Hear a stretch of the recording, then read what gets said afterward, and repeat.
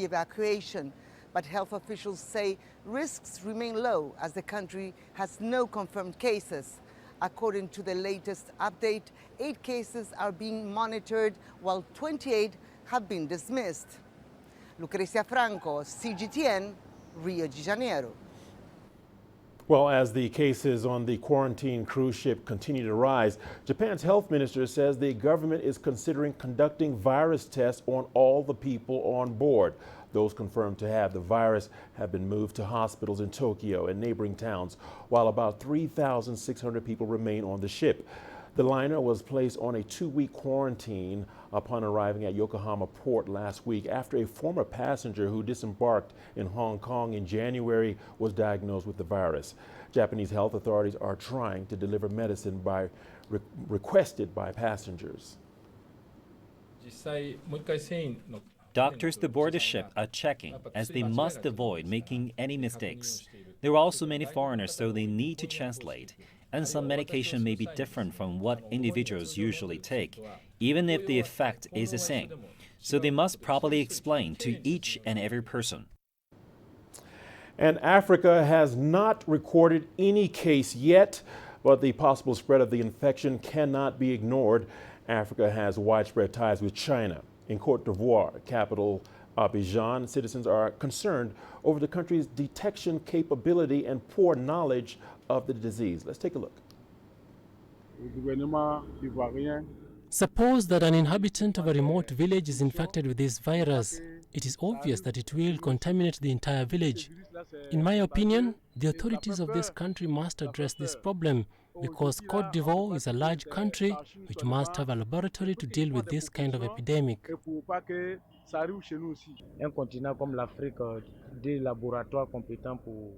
We see through the media that in China, the authorities are making a lot of effort to be able to curb the progression of the disease. But the other great powers must be able to come to their aid if all these efforts are to be effective. We support them. China must know that we are with it. At the sub-regional level, I want our governments to focus on raising awareness so that people know what to do to avoid the disease.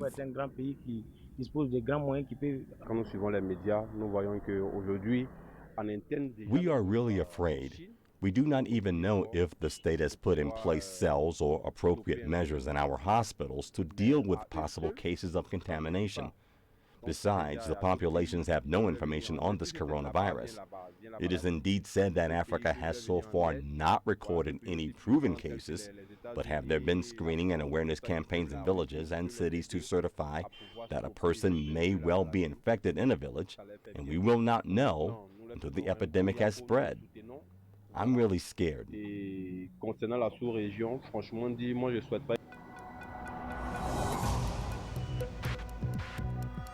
Each day, there are millions of stories. Each one can open new perspectives, new possibilities. Wherever you look, we are there to see, discover, explore. We put the pieces together to find what really matters to you, all around the world, all around the clock. Our reporters are at home across the globe. From our headquarters in Beijing and production centers in Washington, Nairobi, and London, China Global Television Network. Stories from across the globe, reaching people across the globe. CGTN. See the difference. Turkey is sending more troops to Syria's Idlib, trying to stem the Syrian government's rapid advances. The Syrian offensive has intensified in Idlib, the last rebel stronghold, over recent months. Turkey says it cannot absorb any more Syrian refugees on top of the 3.6 million it's already hosting. Turkey has demanded Damascus pull back in Idlib by the end of the month or face action. Last week, the Syrian army clashed with Turkish forces and killed 8 Turkish soldiers in the region. Iran has offered to mediate between the two neighbors. Tehran has unveiled a new short-range missile called Thunder. State television says the missile has a range of more than 200 kilometers and can be powered by engines designed to put satellites into orbit. Iranian authorities maintain that the missile program is only for self-defense. Meanwhile, Iran's state media reports that the country has failed to launch its indigenous observation satellite Zafar-1. Zafar means victory. Liftoff took place at the Imam Khomeini Space Center. The Space Authority says the satellite did not get the required speed to reach orbit. The launch was timed for the 41st anniversary of the country's Islamic Revolution. The U.S. claims the satellite program helps Tehran advance its ballistic missile capability, which Iran denies. You're watching Africa Live on CGTN. We've got a lot more coming your way, including African heads of state discuss lasting solutions to the conflict in Libya. Kenyans wanted secondary schools for their children, and they wanted their children to speak English. We explore why Kenyans are considered some of the most fluent speakers of the English language in Africa.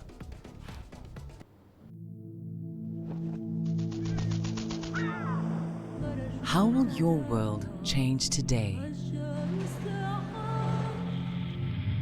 What happens here? What happens there?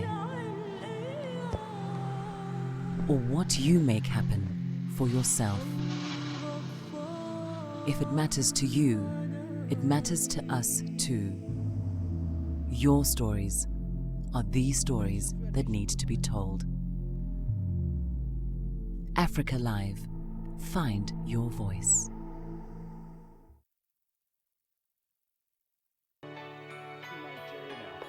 Economic data out of the country. The country's foreign currency reserves. With a dedicated and diverse team of anchors, CGTN now brings Africa to the palm of your hand.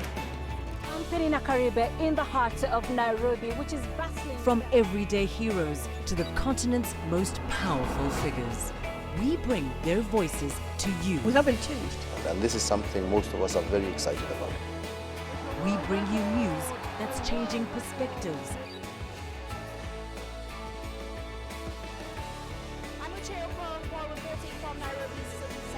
News that brings Africa to the world.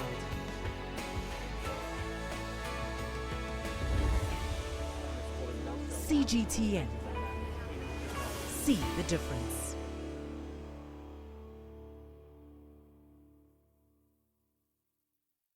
Nigeria is my home. 160 million vibrant, ambitious individuals constantly seeking the perfect self-expression. It is these people who inspired me to be that person that is seen, to be a voice that is heard, and ultimately to be the anchor that I am. I have to tap in, tune in, and turn on the very best qualities within me to deliver the news. I'm Richard Nta, an anchor for CGTN.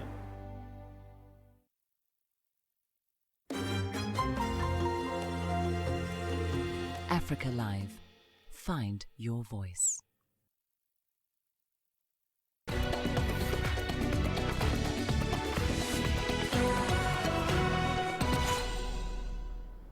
Welcome back. UN Secretary General Antonio Guterres says it is unacceptable for South Sudan's warring parties not to join forces in government as the February 22nd deadline approaches.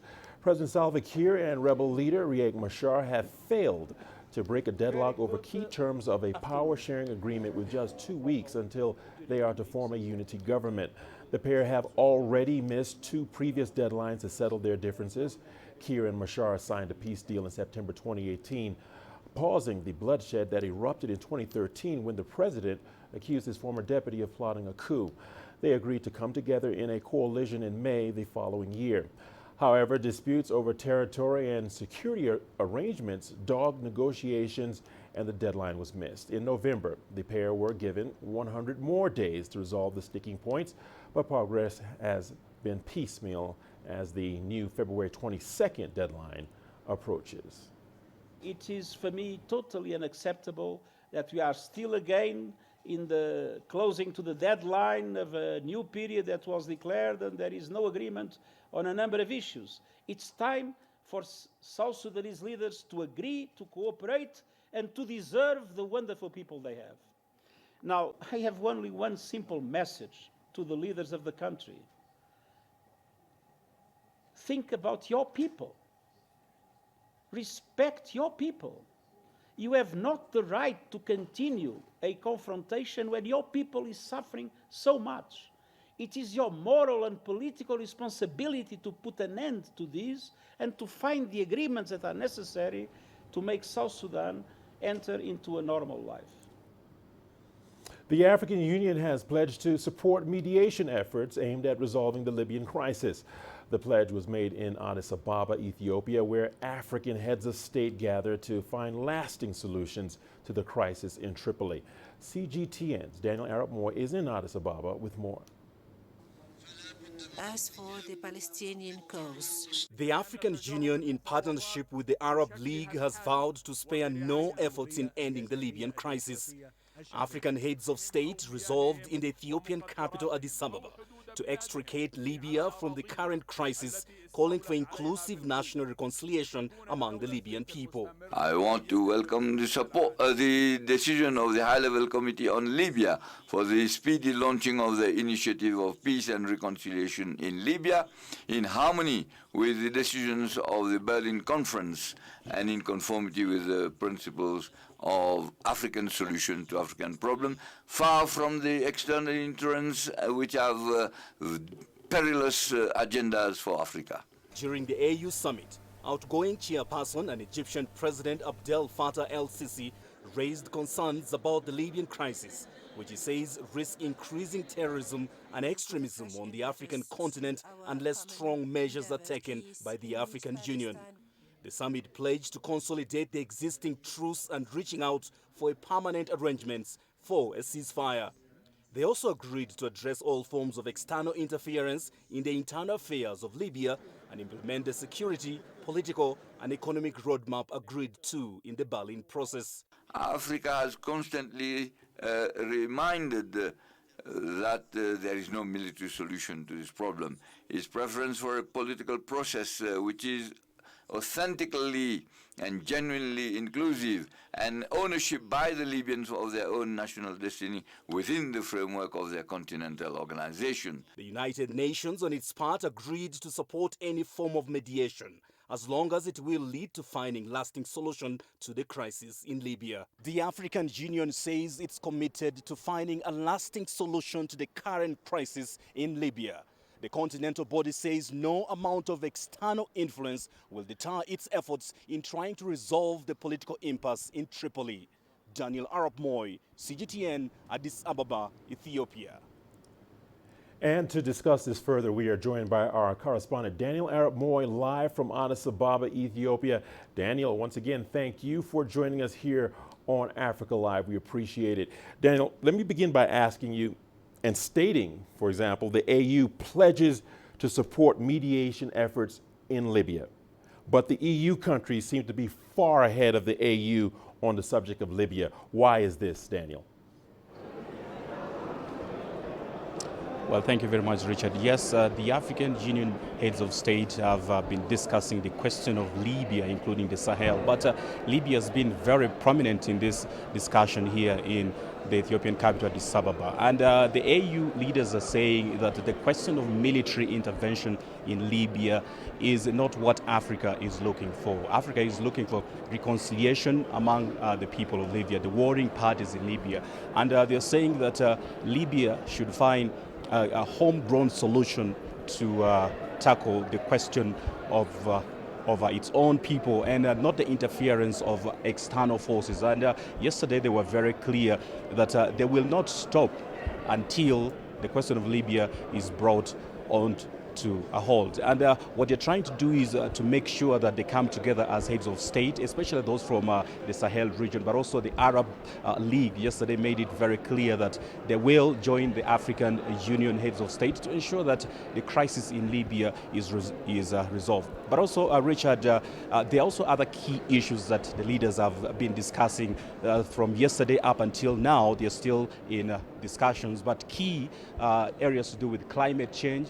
The also question of the coronavirus, which the leaders are trying to see how African countries can come together and prevent further spread of this deadly virus that has spread from China to a few other countries across the world. But yes, we expect the African leaders this evening to issue a final statement on the outcome of this particular summit that is taking place here in Addis Ababa. Also, one very important piece before I leave here, Richard, is that the African leaders are also trying to find ways of leveraging the theme for this year, silencing the guns by 2020, in order to help African youth. And what they're trying to do is to ensure that there is job creation for the young people of Africa, to ensure that some of these young people are not lured into issues of extremism across the continent. So we expect much from the outcome of this summit here in the Ethiopian capital, Addis Ababa. Back to you, Richard.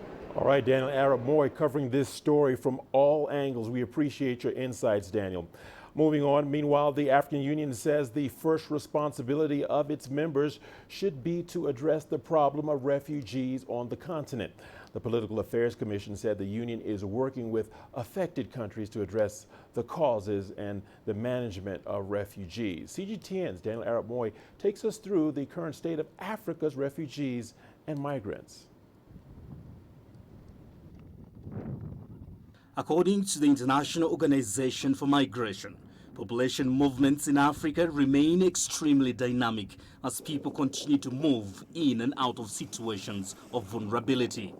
In Africa's Sahel region, the number of security incidents in Burkina Faso, Mali and Western Niger has sharply increased in recent months. The West Africa and Sahel region has been shaken by unprecedented terrorist violence in recent months.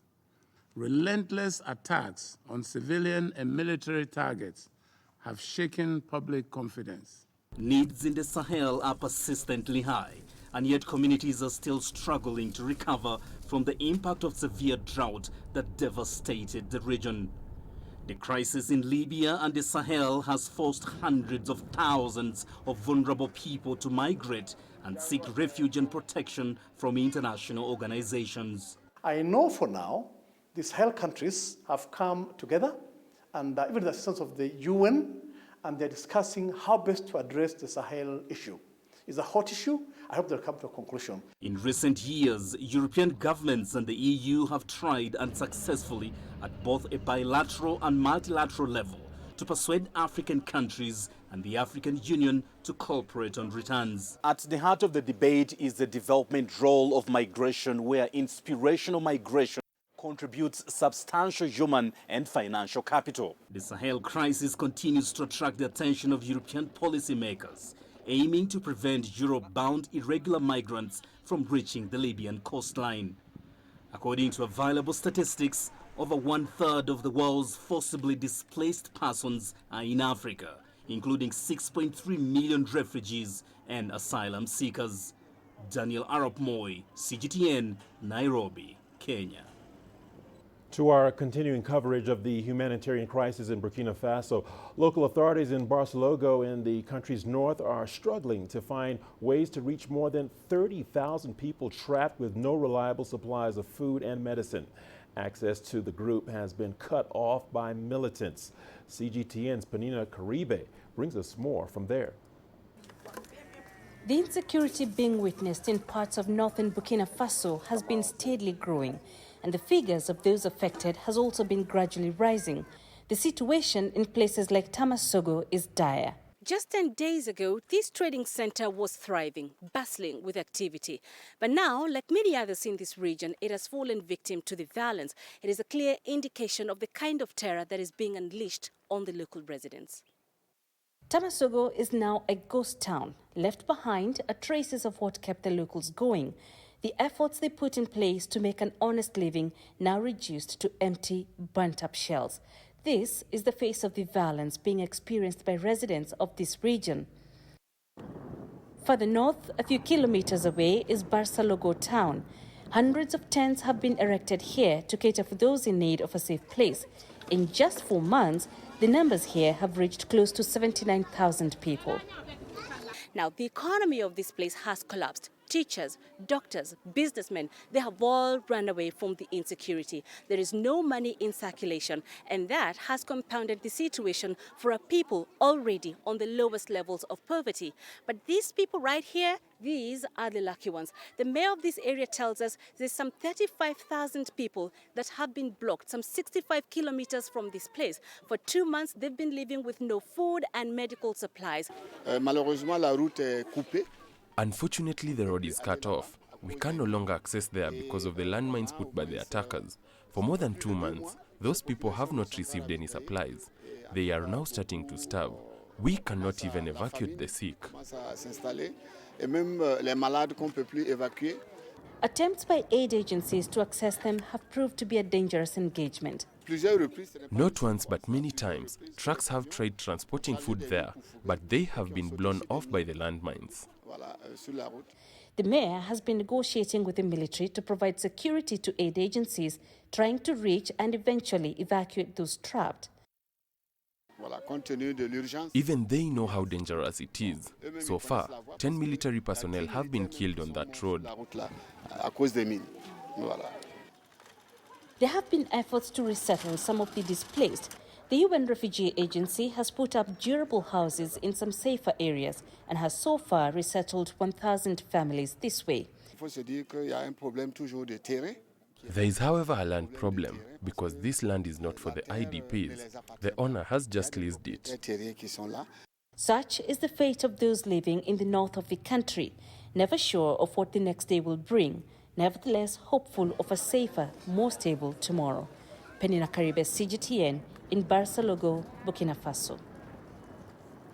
Kenyans are the second most fluent English speakers in Africa, and that's according to the Education First report. CGTN's Richard Nta explores what this ranking means for the capital, Nairobi, and for the rest of the country. From classroom, the critical majority of the masses must have a change of heart. To world stages, there is no doubt that English rolls off the tongues of a significant number of Kenyans quite easily, and the English Proficiency Index 2019 corroborates this. The study found that Nairobi is the city with the most English proficient speakers in the African continent, and Kenyans largely agree. The Nairobi city is cosmopolitan, and English happens to be one of the most highly spoken languages in the city. The study, which ranked 100 countries and regions, ranked Kenya behind South Africa, even though Nairobi still emerged as the highest placed African city in English proficiency. Globally, Kenya was placed at position 18 behind South Africa, which came in 6th, followed by Nigeria at position 29 and Ethiopia at 63. Linguists say there are historical reasons why a large section of Kenyans speak and understand English. The arrival of British missionaries played a role in popularizing the language. The Education Report of 1964 found and recommended that Kenyans wanted secondary schools for their children, and they wanted their children to speak English. So from that time and subsequent commissions kind of asserted and affirmed and asserted the same. You're advised to even see from your eye to see this one. English is now the language of instruction in schools and helps members of the public to access economic opportunities by removing the communication barrier. At the Language Center in Nairobi, students from across the world gather to learn different languages. English is one of them. Some are seeking to improve their language before exams, others to simply interact. And what better place to learn English than in the continent's most proficient city? When we talk with others, then we'll not correct the mistakes for us. So if we study here, the teacher can help us to correct these mistakes and improve our English. The era of technology has also made an impact, making it easier to immerse oneself in a language. We have access to mobile internet, and there are all these blogs, there's new media. New media has changed a lot of things when it comes to learning a language. A section of experts, however, worry that despite the rankings, many Kenyans may only have a rudimentary grasp of language. We are not equipping ourselves, especially young people, with with the technical aspects of the language, the aspect of language that can make you, that will make you marketable. I love the three bears. However, others argue that being proficient in English is not a measure of intelligence, but it does break down barriers, enabling the sharing of ideas globally. Wilkis Anyabo, CGTN. The news continues on Africa Live. We've got your business news coming up next. Here's a sneak peek at the headlines. Well, coming up in business, business rescuers defend a plan to cut domestic and international SAA flights. And Nigerian farmers are struggling to meet the increasing demand for rice production.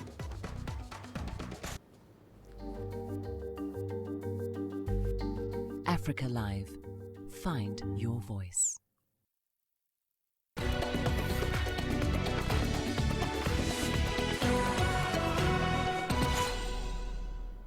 Welcome back. President Cyril Ramaphosa has opposed the proposal to cut some of South African Airways' domestic routes. The comments come after business rescuers proposed canceling flights to Durban, East London, and Port Elizabeth from February the 29th. The rescue team says this will make SAA sustainable and free from government funding after restructuring. Now, despite the government's objection, the specialists are entitled to make the final decisions under South Africa's company laws. SAA is among several state entities that are drowning in debt after nearly a decade of mismanagement, as Angela Coppola reports.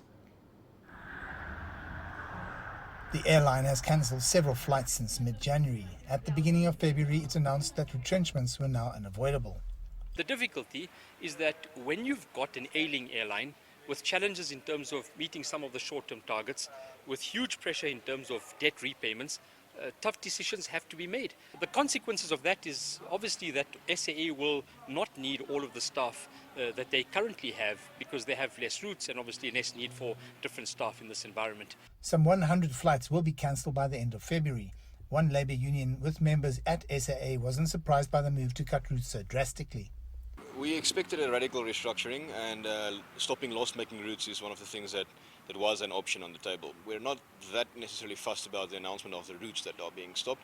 What we are quite angry about, however, is announcing retrenchments without actually announcing your business rescue plan, which means we're basically retrenching as a knee-jerk reaction to cash flow, and that's not the way you're going to save this airline. You're not going to retrench yourself into profit. Analysts see this as a first step in a strategy to save the airline, but they want more details. We've got to find a way where we can support the airline, but at the same time provide a way in which the airline can provide certainty to the market, and also perhaps put a proper plan in place in terms of the long-term sustainability of the airline. All the stakeholders involved in the airline want it to survive. We, from the very start, said an airline like SAA can be saved, but I don't think we were under any illusions that the SAA that emerges from this process would look vastly different than the one we had before. You could not continue with business as usual. That ended up with a 6 billion rand net loss every single year. While solutions are being sought, criticism has been levelled at the business rescue practitioners for the way they have dealt with the unions. Our worry is, in order to enact a turnaround here, you will need all stakeholders to be completely bought in and on board. And sidestepping labour like this means that you're basically setting yourself up for failure. While the business rescue practitioners negotiate that path between what's happening on the politics and what's happening in terms of unions, they seem to have the best interests of the airline at heart. We'll have to see if they get it right, though. I'm Angelo Coppola for CGTN in Johannesburg, South Africa. The Nigerian government has put drastic measures in place to spur rice production, closing the country's land borders since August. And that was to curb smuggling and give a boost to local farmers. But many of them say they are struggling to meet increasing demand and that the price of rice has increased. Ifeok Itang reports from Jos, north central Nigeria.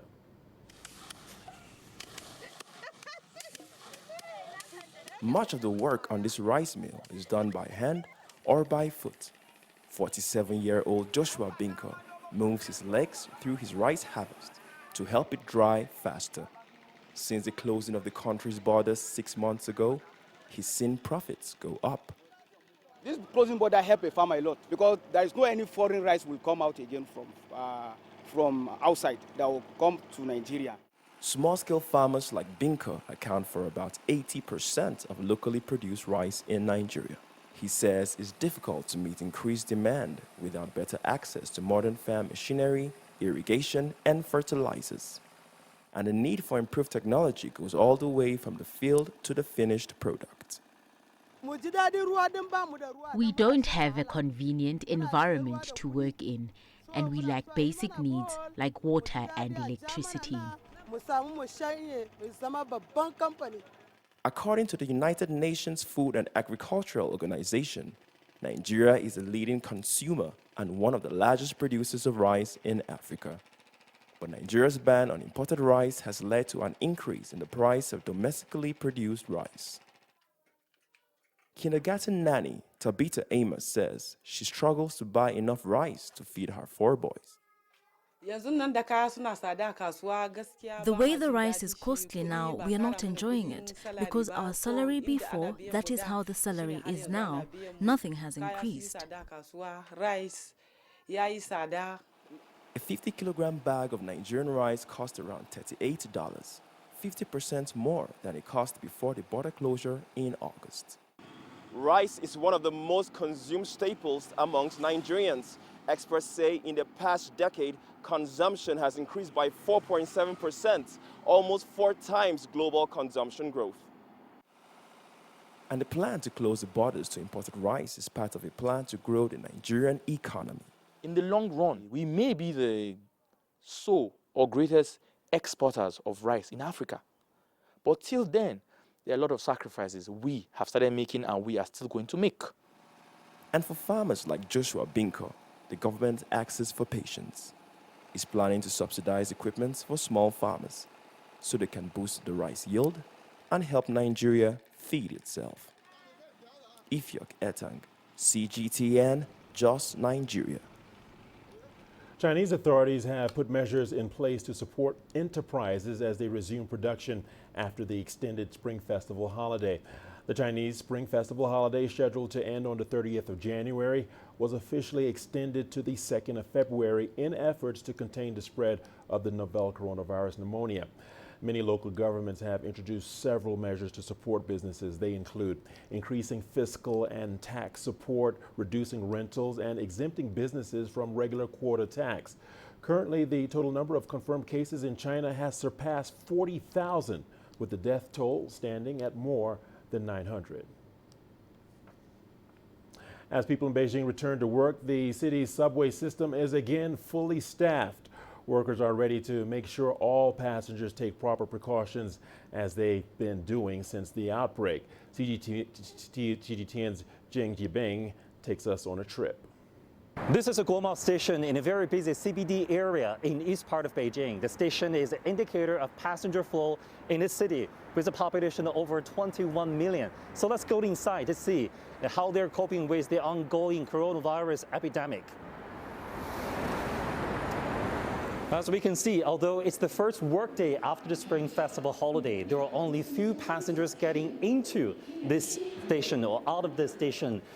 Even at 8:30 a.m., the peak of the rush hour. So obviously, the epidemic is to prevent the passengers from taking the public transportation vehicles like the subway. This is one of the security checkpoints in the station. The staff here are taking precautions, checking the passengers' body temperature and checking whether they're wearing the masks. 您好，站在这里，面向这里3秒钟。OK， 请进。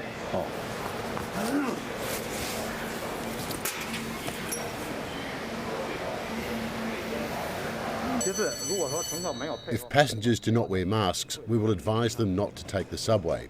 And we do complete disinfection in subway cars and at stations. Every hour, we disinfect key areas like security inspection equipment, ticket vending machines and ticket barriers.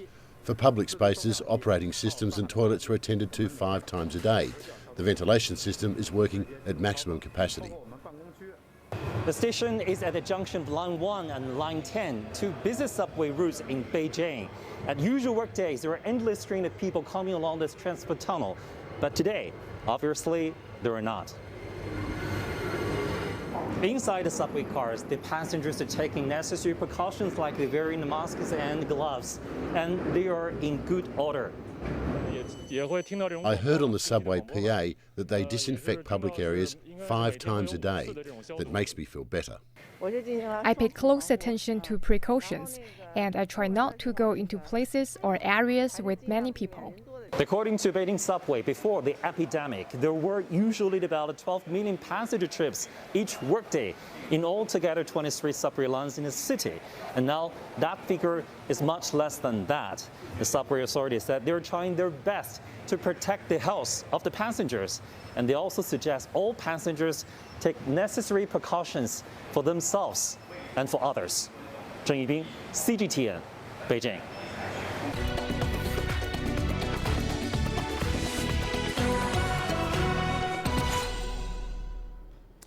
If you have a tire problem, you might go to a tire expert to fix it, right? Well, in Nigeria, that person could be a young girl who is mastering the trade. When 12-year-old Miracle Samuels finishes school, the first thing she does is head to her father's shop.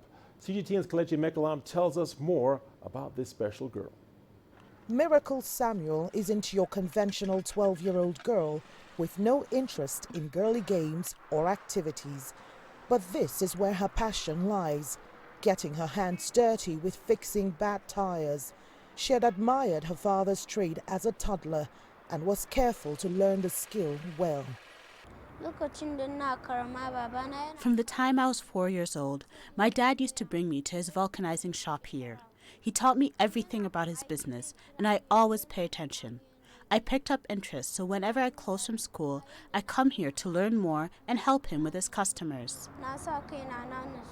Vulcanizing is one of the male-dominated jobs here, and it's rare to see females, much more young girls, doing such jobs, especially in the highly conservative northern region. But Miracle's father doesn't think gender is a barrier to learning anything. I combine driving job with this my tire repair work, so sometimes the driving job takes me out of town, and there was no one to assist in the shop when I travel, so I challenged myself to train my daughter since she's my first child. I didn't want her to be idle. I believe whatever a man can do, a woman can do, so I started teaching her tire repair, and like a joke, she picked up the trade. Sometimes when I'm away, I leave her here and she takes care of business very well. The young girl's choice has earned her lots of accolades and encouragement from customers and passers-by who are awestruck when they see her on the job. Whenever people come here, they're always surprised to see a girl my age working here. And they always encourage me to keep it up. Miracle also balances her education with vulcanizing. She hopes to own a sophisticated car maintenance outfit in future, and she's inspiring many more Nigerian girls to break boundaries and follow their passion. Kelechi Mekalam, CGTN Plateau, Nigeria. Guess what? We've got your sports news coming up after the break. Here's a look at the headline. That's right, in sports, Kenyan David Baramasai sets record with victory at the Lagos City Marathon.